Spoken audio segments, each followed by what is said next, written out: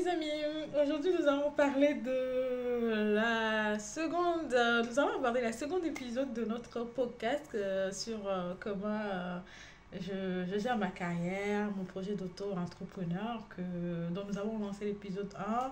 J'ai eu quelques retours, n'hésitez pas à les regarder, on est là pour s'améliorer, donc faites-moi part de vos remarques, de vos propositions d'amélioration, ça sera un plaisir de les recevoir.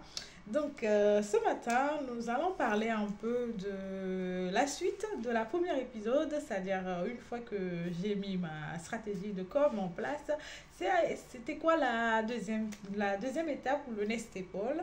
Et oui, bah oui, le next step, c'était quoi? Le next step, c'était de d'abord faire, on va dire, une analyse 360 sur mes compétences, savoir quelles sont les compétences que j'aimerais mettre en valeur, quelles sont les compétences que j'aimerais peut-être approfondir plus ou que j'aimerais creuser plus.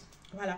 Et du coup, ça a été la deuxième problématique après mon lancement de la première étape en freelance pour ensuite envisager le statut d'auto-entrepreneur. Voilà, voilà, voilà. Du coup, j'ai fait ma petite liste de compétences et des savoirs, que ce soit relationnel, technique, que j'ai développé tout au long de mon parcours depuis Orange jusqu'à SFR, ma dernière mission en CDI. C'était un peu un exercice un peu corsé, comme la plupart de vous d'ailleurs, quand vous allez commencer une nouvelle mission, postuler, recrutement, tout ça, c'est un peu la petite to-do list que chacun de nous fait avant de passer à l'étape suivante. Donc, moi, je suis quelqu'un qui aime bien diriger, organiser, orchestrer, d'où mon petit surnom de planificatrice. Du coup, je me suis dit, forcément, il faudrait que j'ai une mission dans laquelle je peux organiser les équipes, orchestrer les projets, l'implémentation des projets, surtout j'adore cette partie. Et j'ai également regardé une mission qui m'avait vraiment motivée quand je suis sortie de l'époque. C'était ma mission chez Orange en tant qu'orchestrateur infrastructure réseau. Et ensuite, il y a une qui m'a aussi titillé ma curiosité et mon intérêt. C'est la mission que j'ai fait chez Bouygues en tant que responsable validation de plateforme de service. Oui, vous allez me demander, Miss Etonam, c'est quoi le lien? Bah oui, oui, oui, j'en viens. Le lien, c'est tout simple. C'est que je suis passée de l'infra. Quand je parle de l'infra, pour ceux qui ne sont pas dans le domaine technologique, c'est tout ce qui est la base de distribution de services, c'est-à-dire les switches, les routeurs, les firewalls, tous les équipements qui permettent de vous fournir un service internet, réseau, de stockage et autres. Donc, je suis passée de la partie infra à la partie applicative parce que comme je vous l'ai dit, hein, j'adore orchestrer les grands réseaux. Donc, je voulais tout savoir, je voulais tout voir, avoir une vue 360 degrés sur toutes les activités de la DSI. Donc, j'ai sauté sur l'opportunité dès que ça m'a été présenté.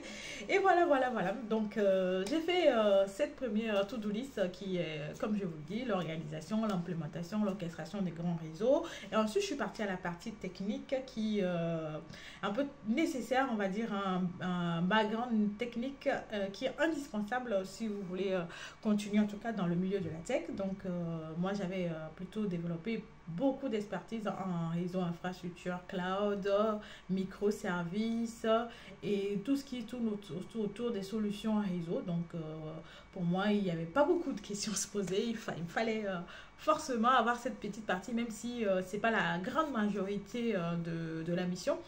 C'est-à-dire, même si ce n'est pas le pourcentage ou la partie la plus importante de la mission, il me fallait à tout prix ma petite dose technique. Donc, voilà, j'ai fait cette petite liste qui m'a permis en tout cas de m'orienter vers le projet de chef de projet cloud. Pourquoi le cloud et l'automatisation? Parce que moi, j'ai toujours été une grande passionnée de l'automatisation, des grands réseaux. Donc, c'est normal que je m'intéresse au cloud, les amis. Voilà. Et voilà, voilà, c'est un peu ça qui m'a permis de voir clair et de refaire mon CV, même si en freelance on n'est pas trop intéressé par votre CV. En ce qui les intéresse, c'est on va dire votre capacité d'adaptation, votre capacité d'apprentissage, votre capacité de relationnel, de la façon dont vous allez interagir avec les autres. C'est plutôt ça qui est le focus dans les missions freelance. Et c'est comme ça que je me suis lancée dans ma première mission freelance chez BNP en tant que chef de projet cloud. J'espère que ma petite histoire ne vous a pas trop ennuyé et que ça vous a plu. Et que rendez-vous à la prochaine épisode pour décortiquer comment Miss Planificatrice a commencé sa première mission et ensuite de suite atterri dans on va dire, dans la team des auto-entrepreneurs qu'elle est en train une aventure merveilleuse que j'ai entamée aussi, on va dire, mars 2024 et qui est très épanouissant pour moi. Et n'hésitez pas à partager avec moi, vous, comment étaient vos débuts en tant que freelance ou auto-entrepreneur et comment vous vous êtes lancé, comment vous avez fait la préparation. Je veux tout savoir, comme vous pouvez le savoir. Je suis intéressée de partager avec les experts, bien sûr, ceux qui envisagent, les amateurs, les gens qui veulent se lancer. N'hésitez pas à me faire part de vos commentaires aussi également pour savoir qu'est-ce que vous aimeriez que je partage dans ces épisodes ou ne serait-ce que ces moments d'échange. Si vous le trouvez agréable, mettez un pouce, likez, abonnez-vous à ma chaîne que le service déploie et profitez, enjoy. Et à bientôt pour de nouvelles, on va dire, échanges intéressants. Et